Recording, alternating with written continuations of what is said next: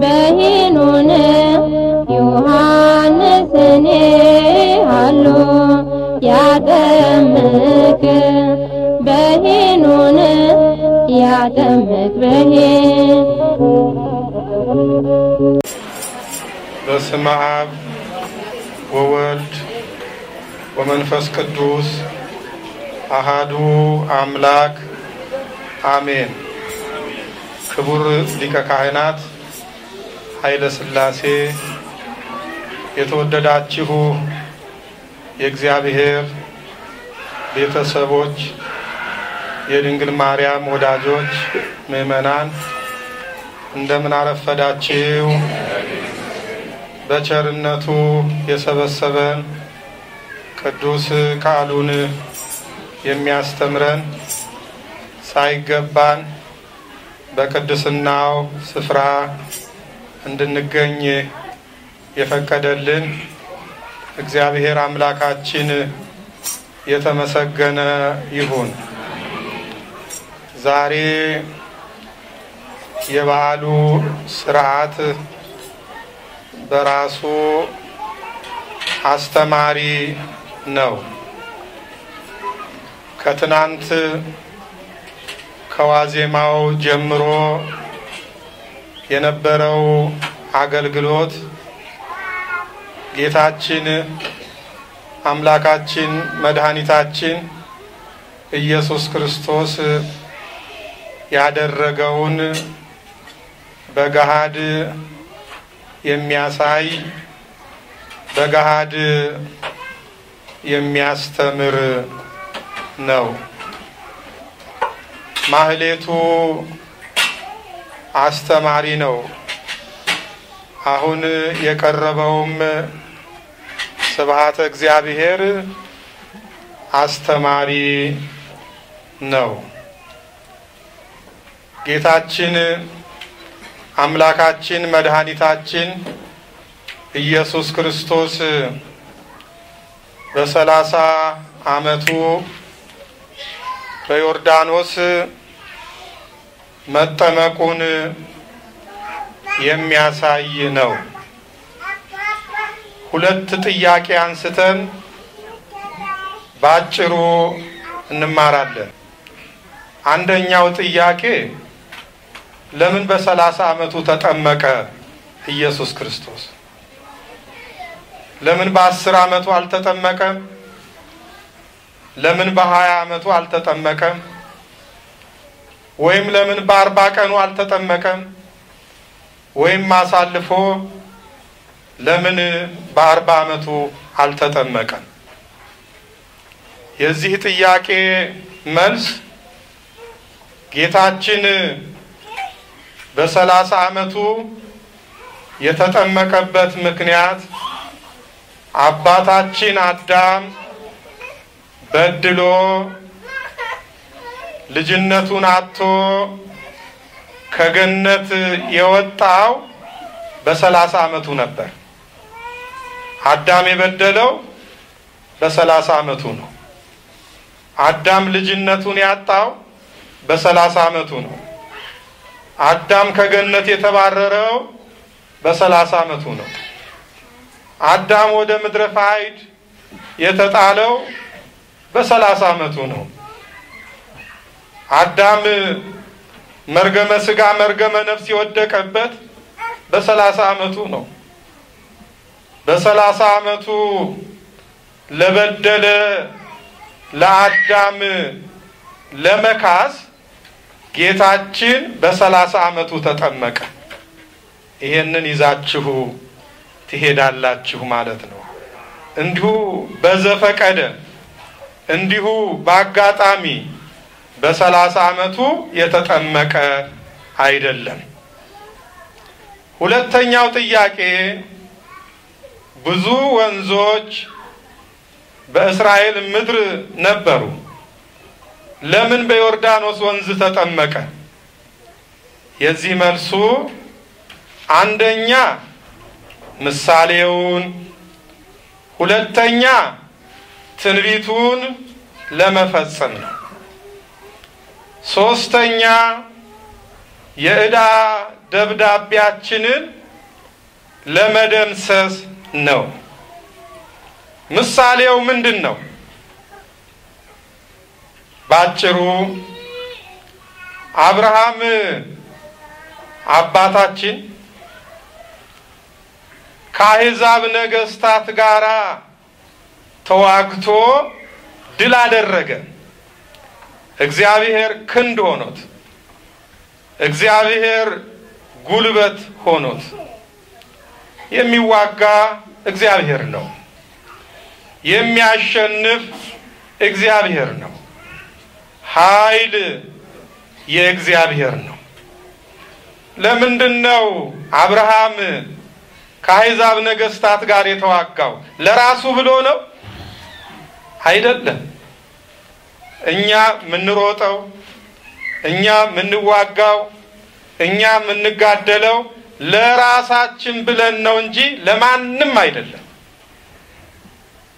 አብርሃም የተዋጋው ለወንድሙ ለሎጥ ብሎ ነው።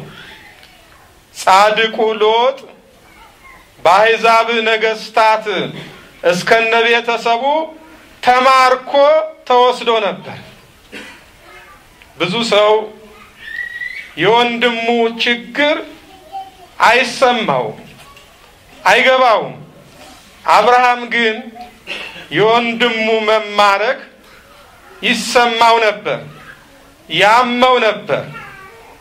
ብችል በሕይወቴ ወንድሜን ነፃ አወጣዋለሁ፣ ባልችል ሞቼ በሞቴ በደሜ ወንድሜን ነፃ አወጣዋለሁ አለ። ለወንድማችን የምንሞት ያድርገን። ወንድማችንን የምንገድል አይደለም። ወንድማችንን የምናስጨንቅ አይደለም። ለወንድማችን የምንሞት፣ ለወንድማችን ለወገናችን ደማችንን የምናፈስ ሰዎች ያድርገን። እንደ አባቶቻችን እንደ ቅድመ አያቶቻችን። አዎ ምን አደረገ አብርሃም? ከቤተሰቡ 318 ሰዎች መረጠ። 319ኛ እሱ ሆኖ ዘመተ። ጠላትን ድል አድርጎ ከኖ ቤተሰብ አንድ ሳይጎድል ሁሉንም ከተማረኩበት አወጣቸው፣ ነፃ አደረጋቸው። አብርሃም እንዲህ በማድረጉ ለኢየሱስ ክርስቶስ ምሳሌ ሆነ፣ ለፈጣሪው ምሳሌ ሆነ። የመረጣቸው 318 ቤተሰቦች ለሰለስቱ ምዕት ለ318ቱ ሊቃውንት ምሳሌዎች ሆኑ። እነዚህ 318 ሊቃውንት ምንድን ናቸው? የተዋሕዶ ሃይማኖትን ያዳኑ፣ የተዋሕዶ ሃይማኖትን ያተረፉ ቅዱሳን አባቶች ናቸው። ከማን? ከአርዮስና ከተከታዮቹ። አርዮስ ከሶስቱ አካላት አንዱን ነጥሎ ወልድን ፍጡር አለው። ለጌታችን ክብር ምስጋና ይግባው። አባቶች ሎቱ ስብሐት ይላሉ። ይከብዳቸዋል ለአንደበታቸው። መናፍቃን የተናገሩትን ለመድገም ያማቸዋል። ለትምህርት ብለው ሲናገሩት ሎቱ ስብሐት ይላሉ። ለእርሱ ምስጋና ይሁን። ለማ? ለኢየሱስ ክርስቶስ። ከመላው ዓለም ሊቃውንት ተሰበሰቡ፣ ተነቃነቁ። ለምን? ሃይማኖት ተደፈረ ብለው፣ ቤተ ክርስቲያን ተደፈረች ብለው። እኛ ስንደፈር ብቻ ነው የምንንቀሳቀሰው። ለራሳችን ክብር ነው የምንሞተው። ሃይማኖት ቢደፈር ግድ የለሾች ሆነናል።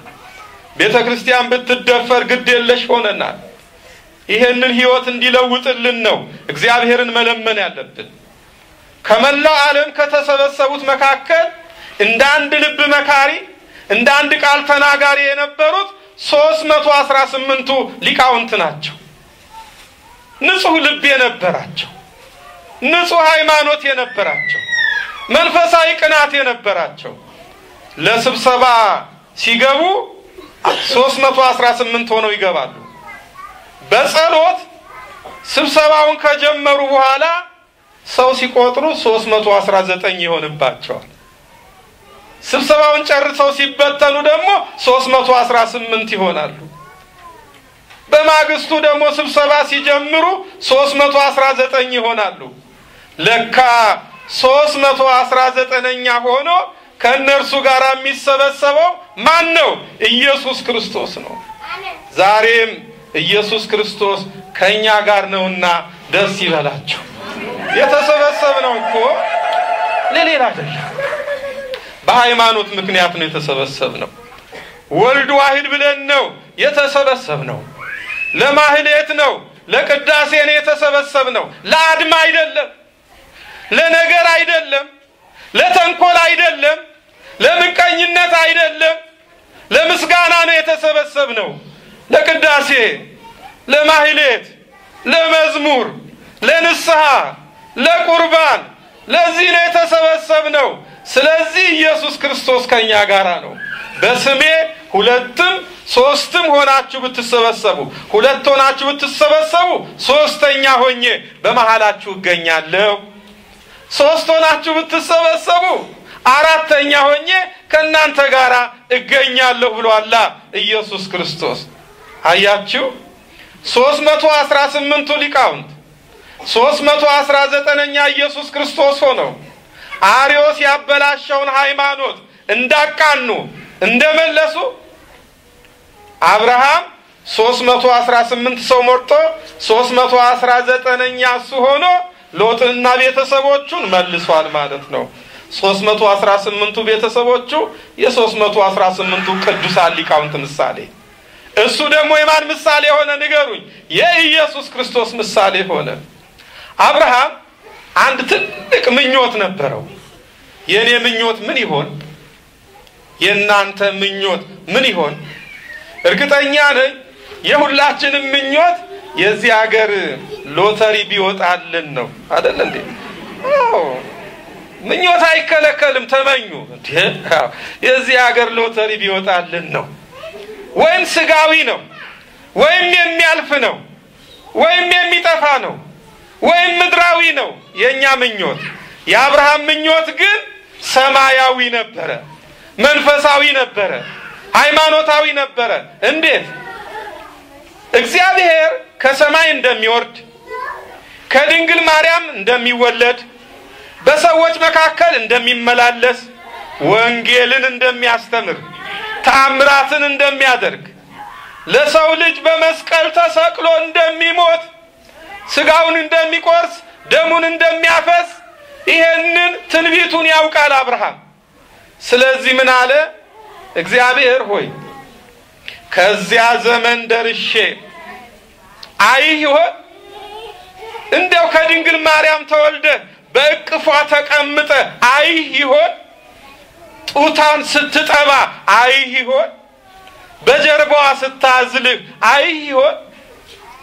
ለዓለም ድህነት ልብስን ተገፈ ስትገረፍ አይህ ይሆን?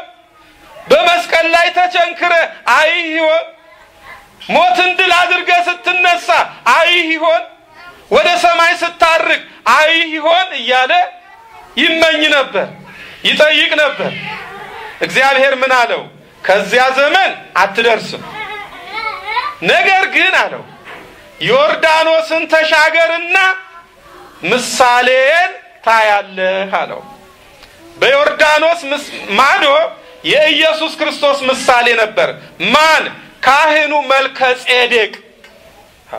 ካህኑ መልከጼዴቅ በብህትውና በንጽህና በቅድስና በድንግልና ይኖር ነበር።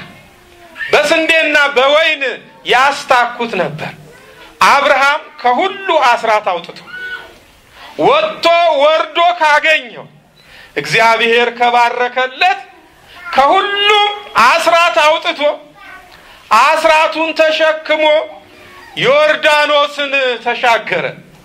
እግዚአብሔር እንደነገረው አንተ የእግዚአብሔር ሰው ሆይ፣ አንተ የእግዚአብሔር ሰው ሆይ፣ አንተ የእግዚአብሔር ሰው ሆይ ብሎ ተጣራ።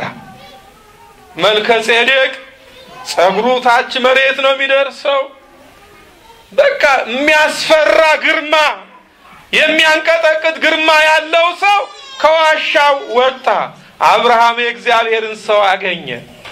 እኛ የእግዚአብሔርን ሰው እናገኘው? በከተማው ብንዞር የእግዚአብሔርን ሰው እናገኛለን። በገጠሩም ብንዞር የእግዚአብሔርን ሰው እናገኛለን። እኔ የእግዚአብሔር ሰው ነኝ፣ እናንተ የእግዚአብሔር ሰው ናችሁ። ራስን መጠየቅ ነው፣ ራስን መመርመር ነው። ሁላችንም የዓለም ሰዎች ሆነናል። የዓለም ነገር አሸንፎናል። የሥጋ ነገር አሸንፎናል።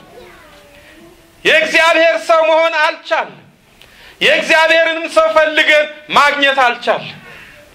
አብርሃም ከአስር አንድ እያወጣ ለመልከጼዴቅ ሰጠው።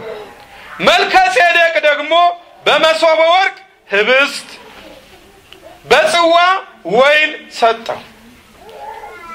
አብርሃም መልከጼዴቅን በማየቱ ኢየሱስ ክርስቶስን እንዳየ ተቆጠረለት።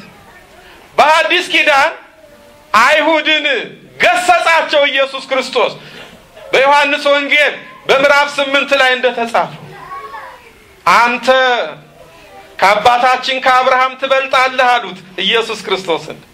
የአብርሃምን አምላክ የአብርሃምን ፈጣሪ አንተ ከአብርሃም ትበልጣለህ? አብርሃም ሳይፈጠር እኔ ነበርኩ አለ። እጂ አንተ 50 ዓመት ያልሞላህ ጎልማሳ አብርሃምን ታውቀዋለህ አሉት። አብርሃም ቀኔን ያይ ዘንድ ተመኘ፣ አየም፣ ደስ አለውም አለ ኢየሱስ ክርስቶስ። አብርሃም ክርስቶስ ሲወለድ አላየም።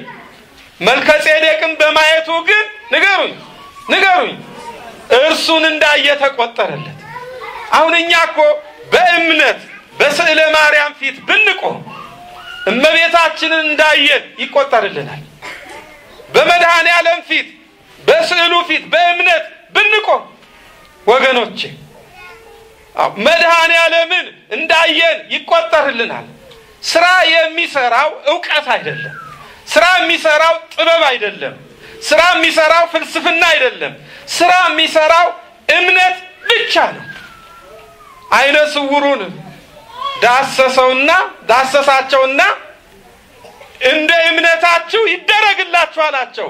ወዲያው አይኖቻቸው በራላቸው። እምነት ነው የሚያስፈልገው። አብርሃም ዮርዳኖስን መሻገሩ የምን ምሳሌ ነው ንገሩኝ? የጥምቀት ምሳሌ ነው። መልከጼዴቅ ያቀረበው ህብስትና ወይን የምን ምሳሌ ነው ንገሩኝ? የሥጋውና የደሙ ምሳሌ ነው።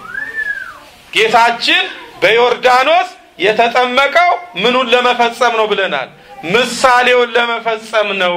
ምሳሌው ደግሞ አብርሃም ዮርዳኖስን መሻገሩ ነው። ይሄ ብቻ አይደለም። ንዕማን የተባለ የሶሪያ ሰው ከራስ ጸጉሩ እስከ እግር ጥፍሩ ድረስ ለምጽ ነበረው። ከነብዩ ከኤልሳ ፊት ቆሞ ምን ላድርግ አለው።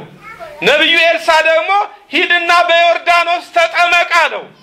በዮርዳኖስ 7 ጊዜ እየተመላለሰ ቢጠመቅ ከለምጹ ነጽቷል፣ ከበሽታው ተፈውሷል።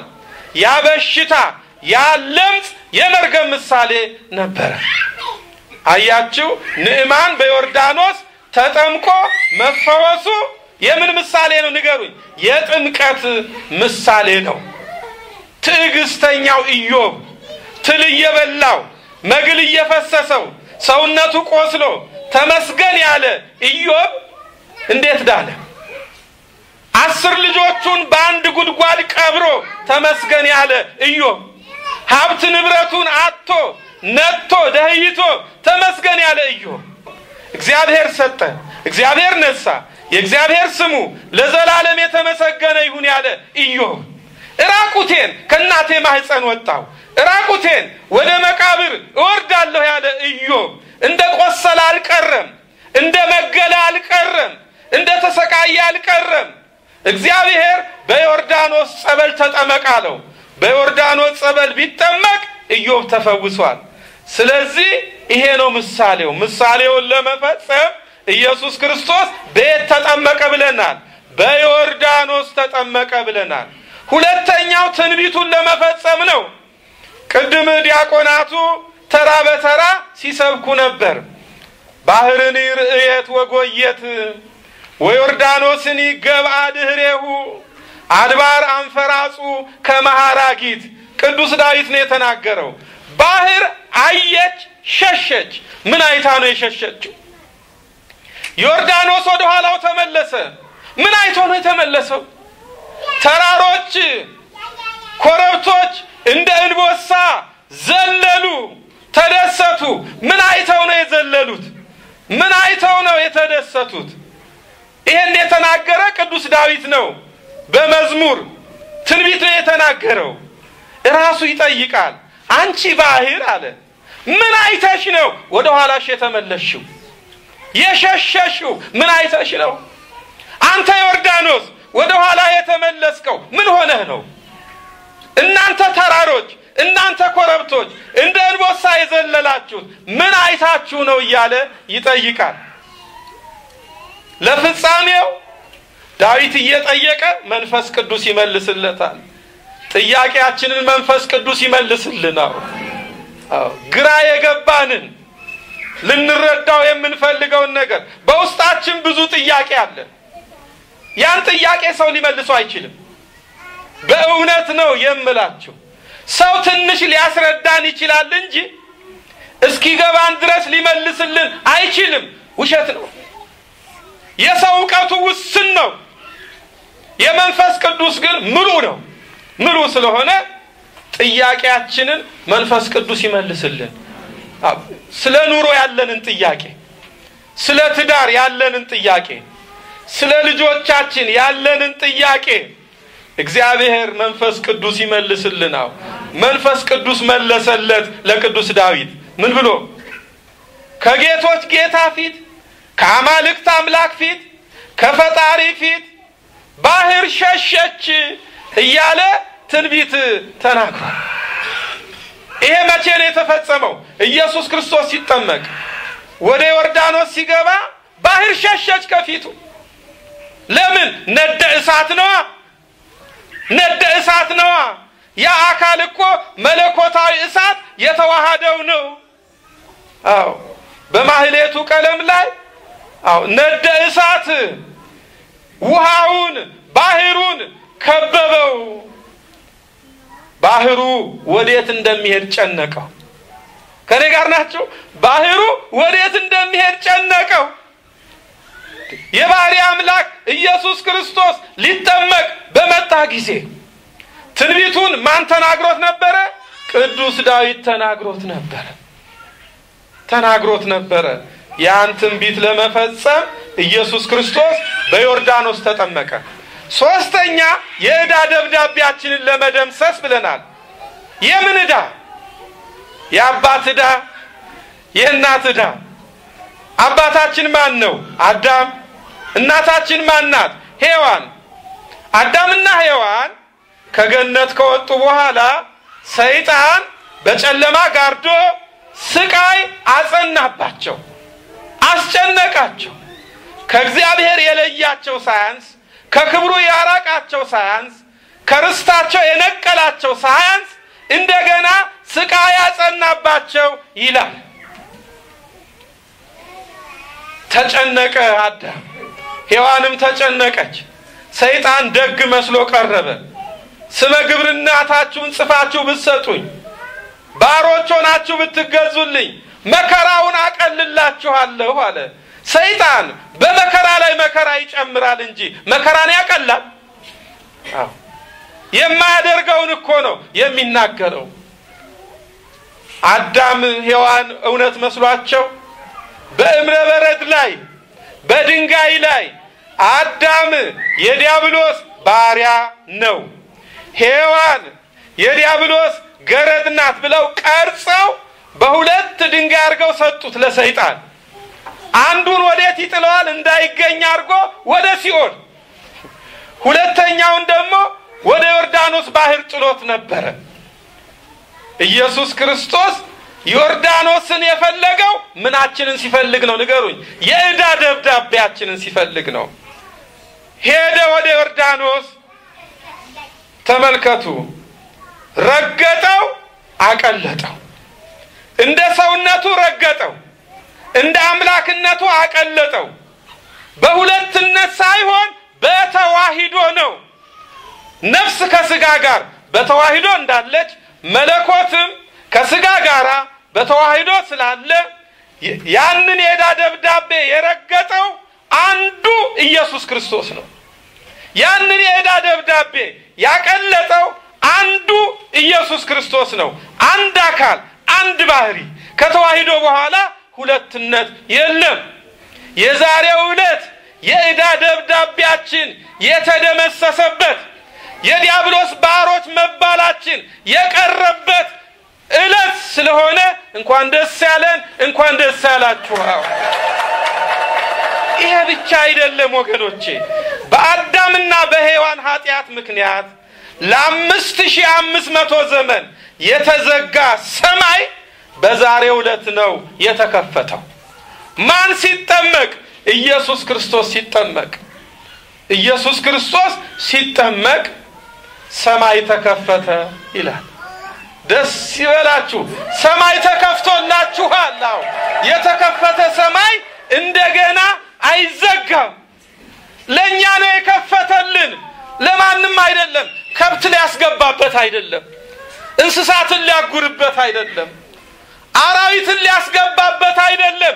ሰማዩን የከፈተው በልጅነት እኛ እንድንገባበት ነው፣ እኛ እንድንወርስበት ነው፣ እንድንወርሰው ነው። የምድሩ ኃላፊ ነው። ገነትን አዘጋጅቶልናል እግዚአብሔር፣ መንግስተ ሰማያትን አዘጋጅቶልናል።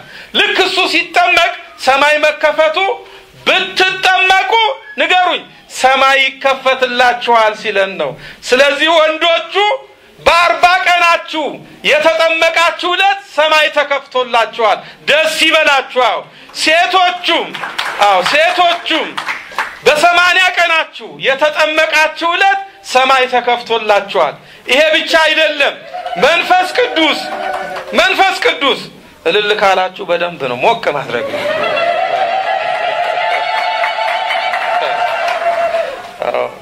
የነሃና ያላት አድርጉት። ሌላው ደግሞ መንፈስ ቅዱስ በርግብ አምሳል አካል ባለው ርግብ አምሳል ወርዷል። አብ ደግሞ በብሩ ደመና ተጭኖ የምወልደው ልጄ ይህ ነው እርሱን ስሙት አለ። ልጄ ነው ተባለ። ምንድነው ሚስጥሩ ወገኖቼ? እናንተም ብትጠመቁ ንገሩኝ የማን ልጆች ትሆናላችሁ ነው? ንገሩኝ። የእግዚአብሔር ልጆች ትሆናላችሁ። አባታችሁ ማን ነው? ንገሩኝ። አቶ ገሌ እንዳትሉኝ አደራ። አባታችሁ ማን ነው? እግዚአብሔር ነው። እናታችሁ ማን ናት? ቤተ ክርስቲያን ናት። እናታችሁ ማን ናት? ድንግል ማርያም ናት። ያንድ አባት ያንድ እናት ልጆች ነን። ደስ ይበላችሁ። አትለያዩ። ያንድ አባት ያንድ እናት ልጅ አይለያይም። በዘር አይለያይም፣ በጥቅማ ጥቅም አይለያይም፣ በምንም አይለያይም። አባታችን አንድ እግዚአብሔር ነው። እናታችን አንዲት ቤተ ክርስቲያን ናት፣ አንዲት ድንግል ማርያም ናት። ርስታችን አንዲት ገነት ናት፣ አንዲት መንግስተ ሰማያት ናት። እንደ አንድ ልብ መካሪ፣ እንደ አንድ ቃል ተናጋሪ እንሁን። እኛስ ብንጠመቅ ልጅነትን እናገኛለን። ብንጠመቅ ሰማይ ይከፈትልናል። ብንጠመቅ የእርሱ ወገኖች እንሆናለን። ወገኖቼ እርሱ የተጠመቀው ምን ሊጠቅመው ነው? እከብራይል ክቡር ነው፣ እጸድቃይል ጻድቅ ነው፣ የባህሪ አምላክ ነው፣ ፈጣሪ ነው። ምን ይጠቅመኛል ብሎ ነው የተጠመቀው? ንገሩኝ። ጥምቀታችንን ሊባርክልን በሉ። ለምንድን ነው የተጠመቀው? ጥምቀታችንን ሊባርክልን፣ ጥምቀታችንን ሊቀድስልን።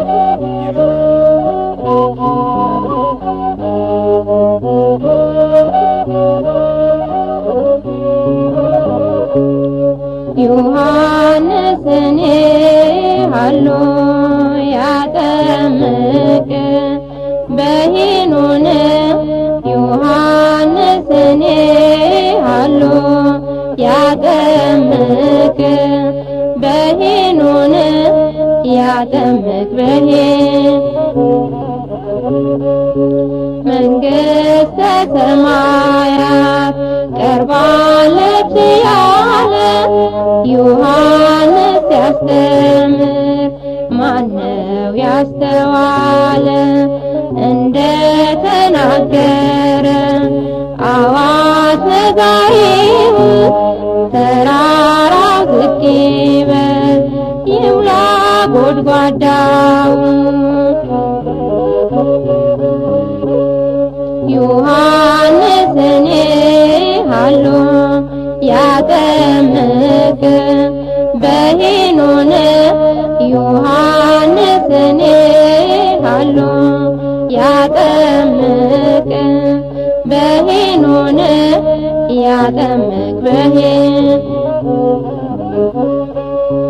እድገቱ ምናኔ ትምህርቱን ይስሐ የጣት ማማር በልቶ ኖረ በበረሃ መጓዝ እንዲያስችለን በሕይወት ጎዳና ላይታችሁ ይደልደል ጎባጣውም ይቅና ዮሐንስን ሃሎ ያጠምቅ በሄኖን ዮሐንስን ሃሎ ያጠምቅ በሄኖን ያጠምቅ ሲኖር በምናኔ በሄኖን በረሃ ያጠምቅ ነበረ ዮሐንስ በውሃ በማየ ዮርዳኖስ በዮሐንስ እጅ ጌታ ተጠመቀ ድነት ሊያውጅ